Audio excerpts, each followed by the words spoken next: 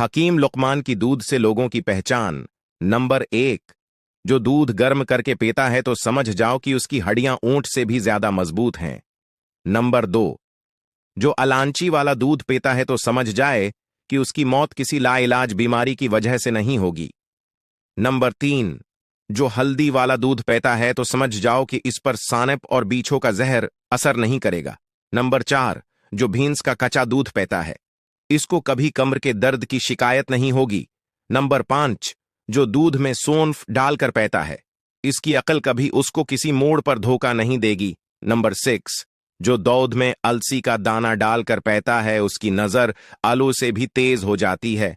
Number 7, जो दूध में आंवला का मरबे डालकर पीता है, इसकी जिंदगी 5 साल तक मजीद बढ़ जाती है। नंबर 8, जो दूध में गाजर डालकर पीता है, इसके चेहरे की जल्द 90 साल तक नहीं फटेगी।